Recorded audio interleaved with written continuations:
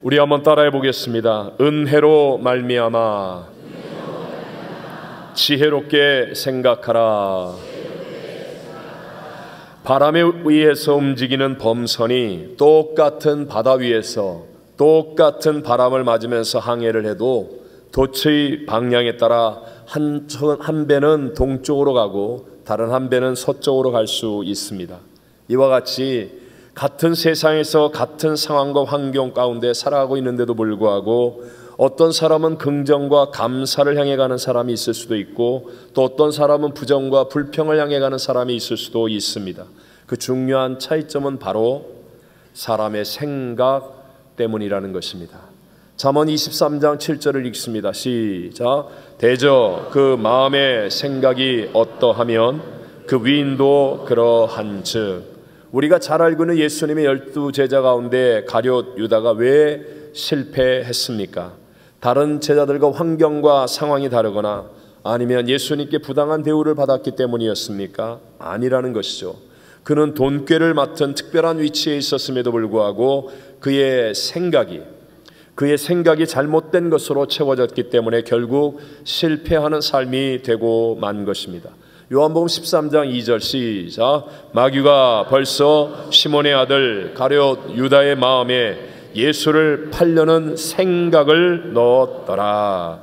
가룟 유다의 생각이 하나님이 주시는 생각이 아니라 마귀가 주는 생각으로 채워졌기 때문에 결국 그는 가장 최고의 조건과 환경 속에서도 하나님의 사람 예수님의 제자가 되지 못하더라는 것입니다. 로마서 8장 6절과 7절을 읽습니다. 시작. 육신의 생각은 사망이요 영의 생각은 생명과 평안이니라. 육신의 생각은 하나님과 원수가 되나니 이는 하나님의 법에 굴복하지 아니할 뿐 아니라 할 수도 없음이라. 아멘. 오늘 성경도 우리들에게 생각에 대해서 말씀하고 있습니다. 다시 한번 본문을 읽어봅니다. 시작. 내게 주신 은혜로 말미암아 너희 각 사람에게 말하노니 마땅히 생각할 그 이상의 생각을 품지 말고 오직 하나님께서 각 사람에게 나누어 주신 믿음의 분량대로 지혜롭게 생각하라. 아멘. 이 말씀을 여러분이 이해하기 쉽게 좀 더 줄여서 말하자면 오늘 제목처럼 은혜로 말미암아, 무엇으로 말미암아? 은혜로 말미암아 지혜롭게 생각하라. 어떻게 생각하라? 지혜롭게 생각하라는 것입니다. 오늘 이 본문을 통해 하나님이 이 시대를 살고 있는 우리들에게 주시는 두 가지 은혜를 함께 나누기를 원합니다. 첫째, 하나님의 은혜로 말미암아 은혜 가운데서 생각해야 한다라는 것입니다.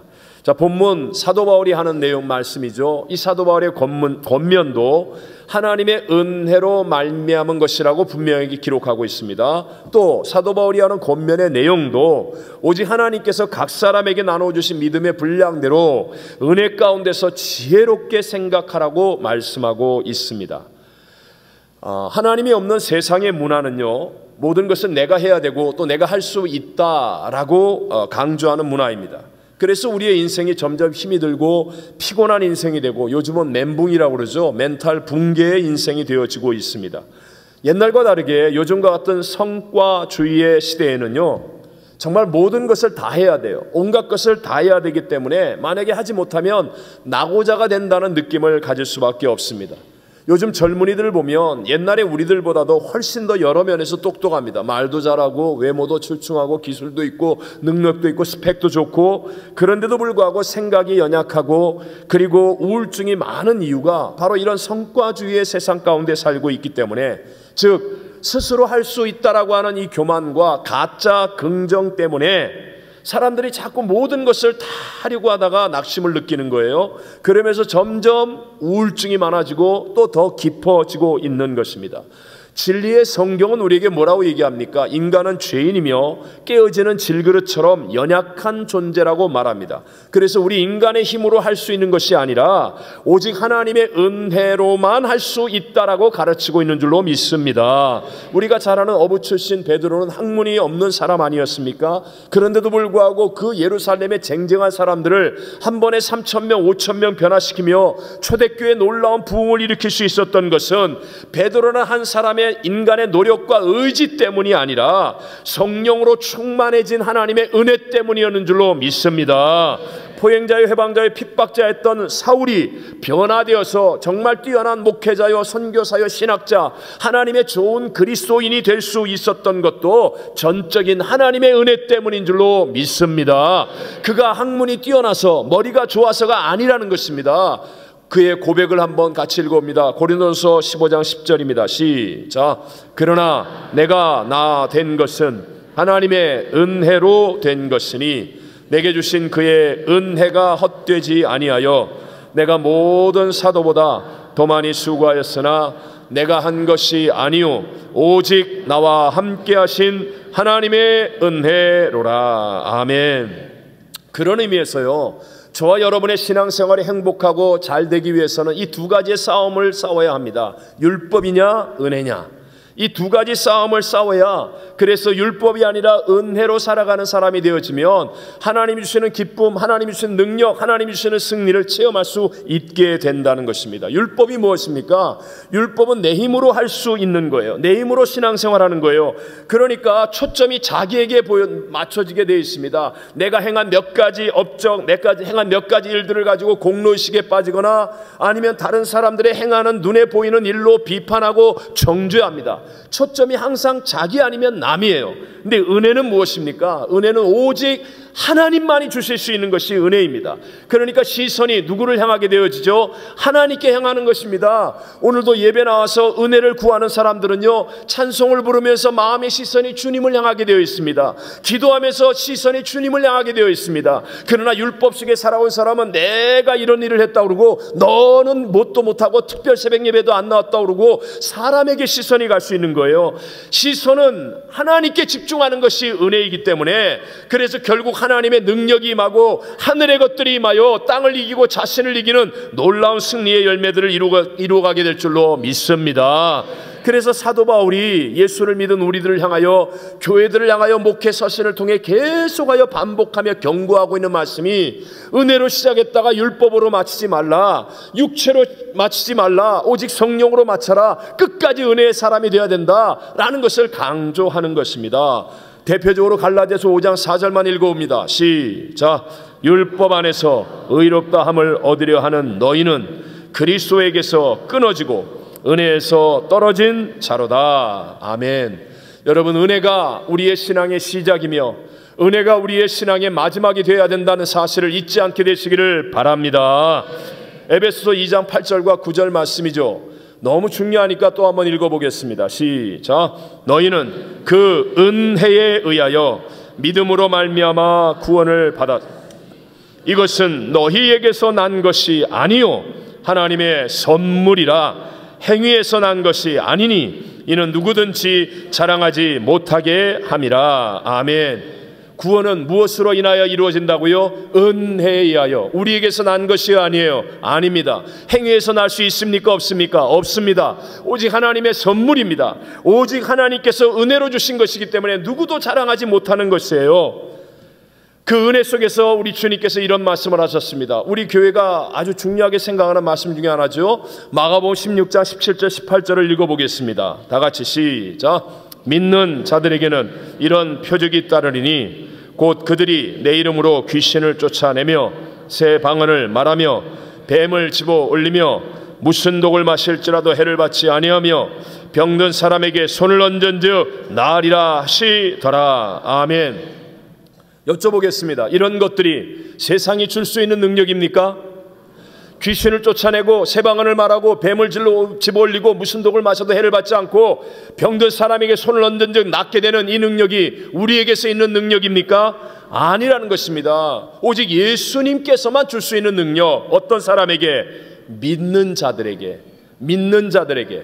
여러분, 믿는다는 것이 무엇입니까? 믿는 것은 내 마음의 문을 열고 예수님을 영접하는 것입니다. 쉽게 말하면 예수님을 모셔드리는 것입니다.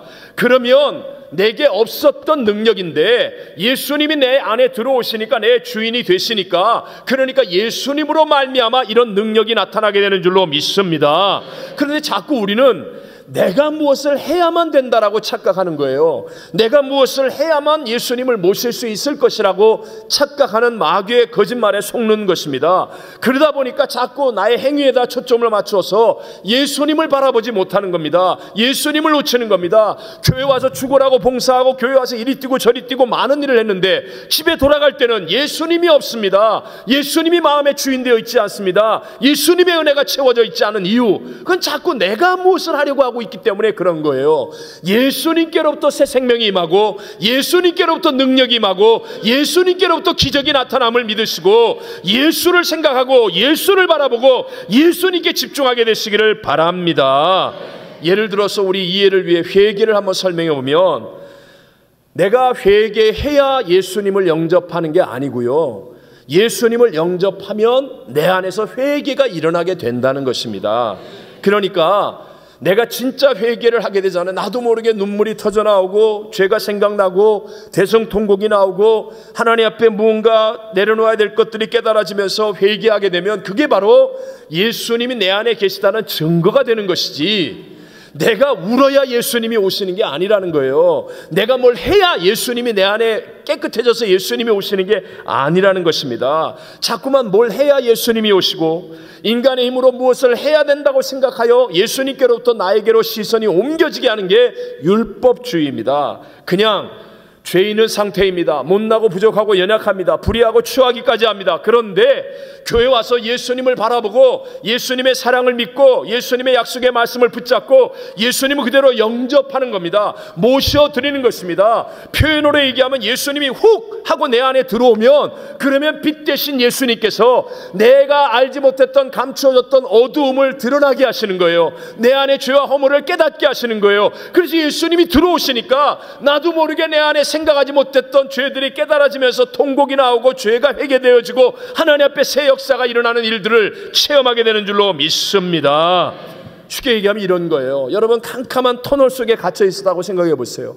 근데 거기서 갑자기 나와 밝은 태양이 있는 곳에 나가면 태양을 보는 게 아닙니다. 태양을 볼 수 있는 게 아니고요, 그 캄캄함 속에 있다가 안 보였던 밝음 가운데 나오면 나의 더러움이 보이는 거예요. 나의 상처가 보이는 겁니다. 내 모습이 보여지는 거예요. 마찬가지로 빛이신 예수님이 내 안에 훅 하고 들어오면 나도 몰랐던 내 안에 더러움이 깨달아지고 죄들이 생각나게 되고 나의 추함과 약함이 깨달아지면서, 그래서 하나님 앞에 회개하게 되고 하나님이 주인 되어지는 새 역사들을 이루어가게 될 줄로 믿습니다. 또 우리가 흔히 말하는 무슨 개혁 아니면 새로움, 여러분, 이런 것들이 어떻게 이루어질 수 있습니까? 과거를 쳐다보고 거기에서 새로움이 나오면 그건 새로움이 아닙니다. 마찬가지로 현재에서 나오는 새로움도 그것은 새로움이 아닙니다. 인간은 항상 자신의 과거의 경험이나 현재의 입장에서부터 나오는 새로움밖에 없기 때문에 사람이 주인 되어 노력하면 진정한 새로움이 안 나오는 거예요. 그래서 우리가 보십시오, 신문이고 어디고 안에 맨날 개혁 했는데 다 그놈이 그놈 아닙니까?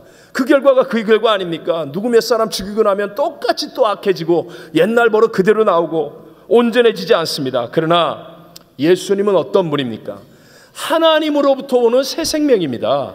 그래서 예수님을 모셔드리고 예수님을 영접하면 누구든지 그리스도 안에 있으면 이전 것은 지나갔으니 보라 새 것이 되었도다. 새 역사가 일어나게 될 줄로 믿습니다.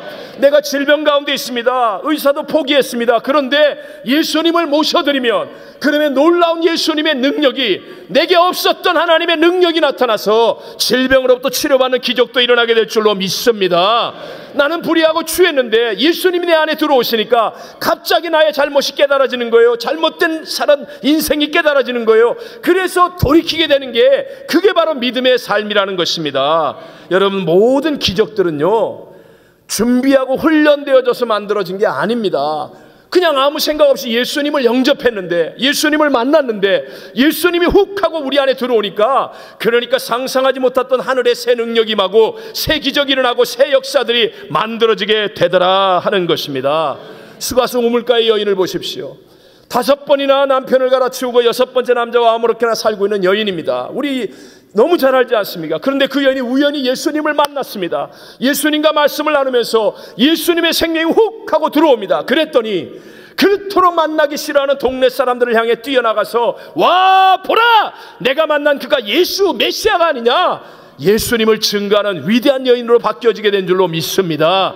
준비돼서 바뀐 게 아니에요. 깨달아서 바뀐 게 아니라는 거예요. 예수님이 들어오니까 변화가 일어나게 되더라는 것입니다. 맹인 거지 바디메오, 아버지도 맹인 자기도 맹인, 아버지도 거지 자기도 거지, 인생에 희망이 없는 최고의 바닥에 친 사람입니다. 근데 이 사람이 예수님에 대한 소문을 듣고 예수를 부르지 않습니까? 예수를 만나지 않습니까? 예수의 생명이, 말씀이 들어오지 않습니까? 그러니까 눈이 뜨여지고 위대한 초대교회 역사를 이루는 바디메오, 성경의 이름이 기록된 한 위대한 성인이 된 줄로 믿습니다.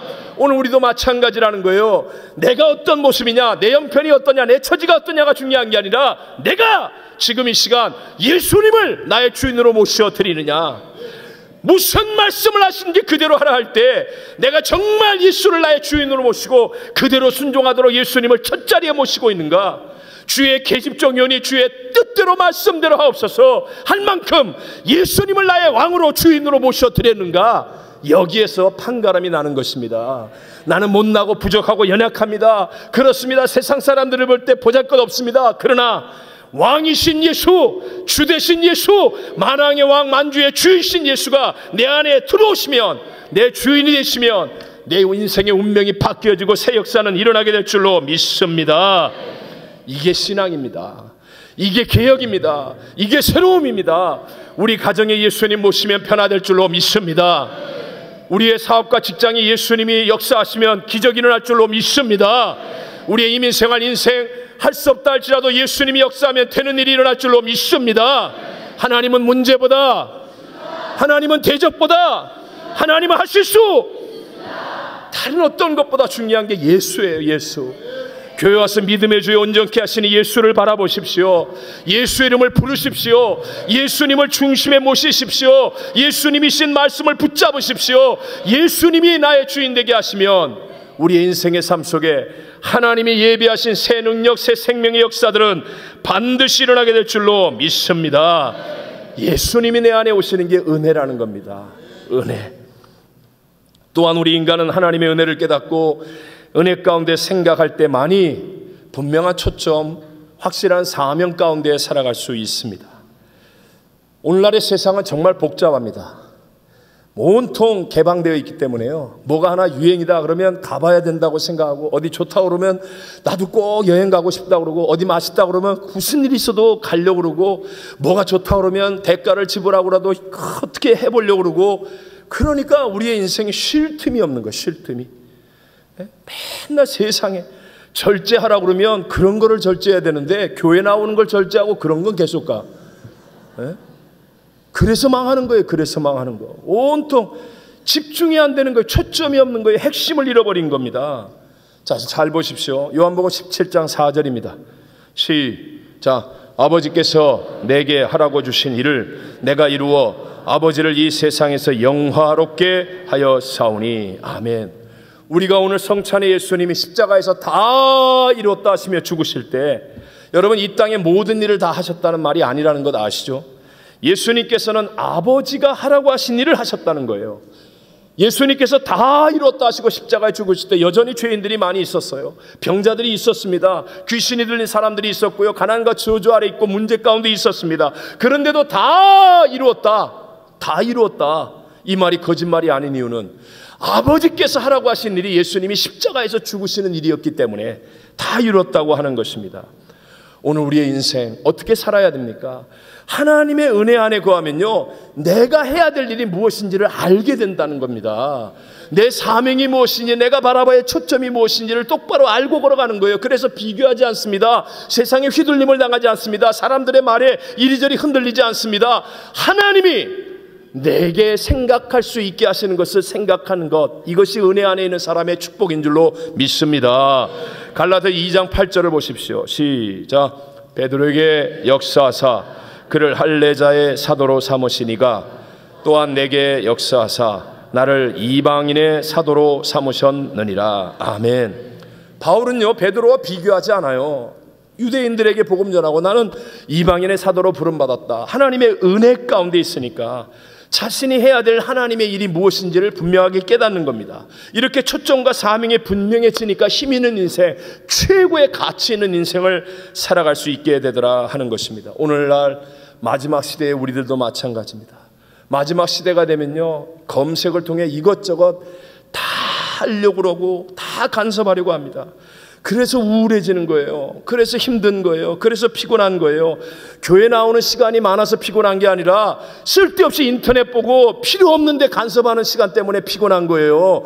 봉사가 많아져서 피곤한 게 아니라, 기도 시간이 길어져서 피곤한 게 아니라, 세상에 쓸데없는 일, 아무 영양가 없는 일, 5만 대 일을 다 간섭하니까, 아니 여기서 무슨 인도네시아 바닷가가 무슨 상관이 있다고 그거 쳐다보느라고 1시간 2시간씩 봐요. 네? 그 식당에 뭐 그거 안 먹으면 어때? 그냥 오늘 김치찌개 얼마나 맛있는데 이거 먹으면 되지. 그거 바라보면서 군침 흘리느라고 저녁 늦게까지 잠 못 자니까 교회 와서 피곤하다 그러고, 교회 예배 시간이 길다 그러고 쓸데없는 소리 하고 있죠. 네? 할렐루야. 그러니까 여러분, 초점도 없고 앵글만 커져서 뭘 해야 될지 모르고 이것 찔끔 저것 찔끔, 그러다 보니까 나고자 의식을 갖는 거예요. 그리고 우울증에 빠지게 되는 거예요.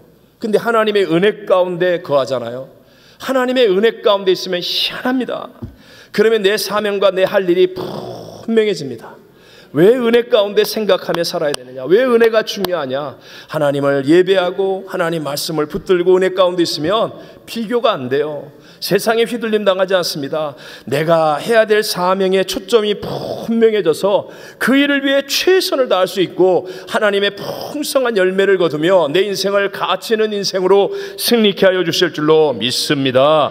그래서 하나님의 은혜로 말미암아 은혜 가운데 생각하며 사는 복 있는 성도들이 되시기를 주의 이름으로 축원합니다.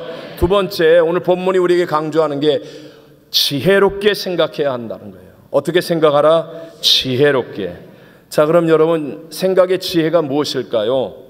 누가복음 16장에 나오는 예수님의 비유 말씀을 보면 불의한 청지기의 지혜에 대해서 말씀합니다.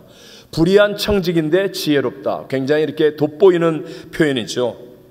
이 청지기는 주인의 재산을 잘 관리하지 못했던 불의한 청지기였어요. 그래서 주인이 불러서 해고를 통보합니다. 그동안 주인의 2인자로 떵떵거리면서 지내오던 청지기에는 날벼락이 떨어진 것입니다. 이제 중년의 나이에 길거리에 실업자로 앉게 되었습니다. 그때 이 불의한 청지기가 했던 일이 무엇이냐? 자기에게 다가올 미래를 준비하는 일을 했다라는 것입니다. 예수님께서는요, 직접 두 가지의 샘플을 가지고 얘기하십니다. 이 불의한 청지기는 첫 번째 채무자를 불렀는데 올리브 기름 100마를 그냥 옛날 이 차용증서를 그냥 쫙 없애버리고 50말로 딱 바꿔주는 거예요. 그러면서 나갈 때 손을 딱 잡고, 알지요? 내가 이렇게 해줬으니까 이 다음에 나를 기억해 줘야 돼. 막 이렇게 웃으면서 눈을 찡긋하면서 이렇게 얘기했는지는 모르겠어요. 그건 성경에 안 나와요.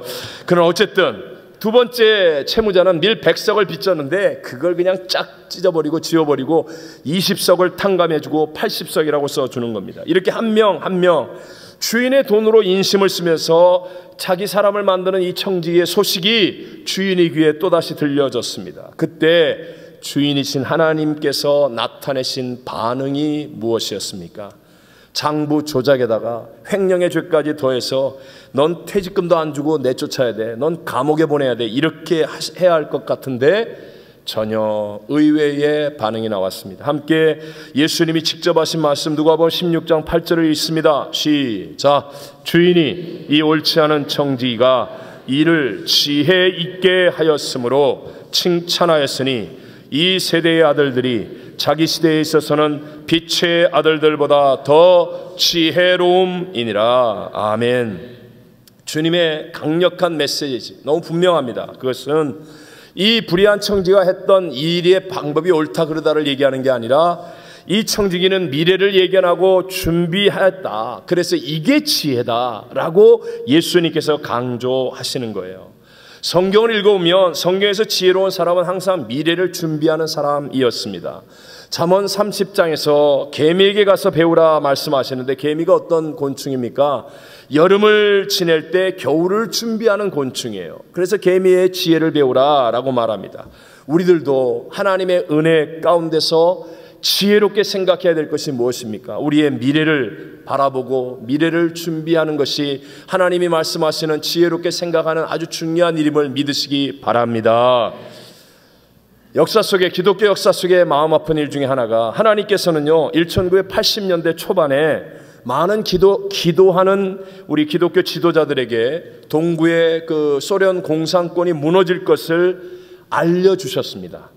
기도할 때 사인을 주셨어요. 그래서 많은 교회와 기독교인들이 기도했습니다. 주님, 공산권이 무너지고 복음이 들어가게 해주십시오. 그런데 그 기도하던 일이 너무 순식간에 빨리 이루어졌습니다. 그런데요, 안타깝게도 개신교 선교단체와 교회들은 공산권 몰락을 위해서 기도는 했는데 이렇게 빨리 현실적으로 일이 이루어질 줄은 몰랐습니다. 준비하지 않았다는 거예요. 그 머뭇거리는 사이에 온갖 이단들이 먼저 들어갔습니다. 마피아, 마약, 도박, 포르노 이런 것들이 먼저 들어가 버렸습니다. 이렇게 세상의 기선을 제압당한 이유가 무엇입니까? 준비, 미래를 생각하는 준비하는 지혜가 없었기 때문이었다는 것입니다. 우리는 지난 주간에 우리의 자녀들을 위해서 여리고 특별 새벽 기도회, 썸머 스타트 새벽 기도회 열심히 기도했습니다. 한번 여쭤보겠습니다. 우리는 정말 그 자녀들의 미래를 준비하며 생각하고 있습니까? 보십시오. 제가 한번 비교해 볼게요. 모슬렘 국가, 세계 최대의 모슬렘 국가가 지금 인도네시아입니다. 근데 놀랍게도 인도네시아 대학교의 기독교 복음화율이 15%까지 되고 있습니다. 15. 근데요, 대한민국 대학교의 기독교 복음화율이 3%입니다. 네? 중고등학교 복음화율이 2.3%입니다. 미전도 종족을 3% 미만의 기독교율이 미전도 종족입니다. 이제 대한민국의 중고등학교와 대학교는요 미전도 종족과 같습니다. 교회마다 주일학교와 청년부가 아예 없어지고 있습니다. 왜 그렇습니까? 그렇게 부흥할 때, 그렇게 잘 될 때 미래를 위해 준비하며 지혜로운 생각이 없었기 때문에요. 세계가 하루가 다르게 변하고 있습니다. 주님이 오실 날이 가까웠다는 증거이죠. 근데 정작 주님이 오신다고 늘 얘기하던 우리 기독교인들은 그 다음 내일을 준비하지 않는다면 이게 어떤 아이러니입니까? 우리 교회가 왜 이렇게 가든지 보내든지 돕든지, 우리 자녀들이 저 베트남 돌아서 한국 들려서 올 때까지 저는 발 못 뻗습니다. 잠 발 뻗고 못 잡니다. 올 때까지. 그럼에도 불구하고 많은 물질과 희생을 들여가며 선교를 해야 하는 것, 그것은 바로 우리의 내일을 위한 가장 위대한 준비이기 때문인 줄로 믿습니다. 그날 주님 앞에 섰을 때 잘하였도다 착하고 충성된 종이라고 칭찬받을 수 있는 믿음의 성도가 되어지기를 원합니다. 여러분, 할 수 있거든이 무슨 말이냐? 믿는 자들에게 능히 하지 못할 일이 없느니라 말씀하셨습니다. 오늘 이 성찬을 통하여 다시 한번 예수님을 모셔드리십시오. 나의 주인으로, 나의 첫자리에. 그래서 하나님의 은혜로 말미암아 우리의 생각이 변화되어야 합니다. 하나님의 은혜로 생각하되 우리의 내일을 바라보면서 하나님이 함께 하시면 놀라운 일이 일어날 것이라고 내일을 바라보고 생각하게 되시기를 바랍니다. 그러면 그 생각을 통하여 하나님의 위대한 새 역사들은 여러분의 가정에, 직장과 사업과 우리 교회와 이 땅 가운데 반드시 일어나게 될 줄로 믿습니다.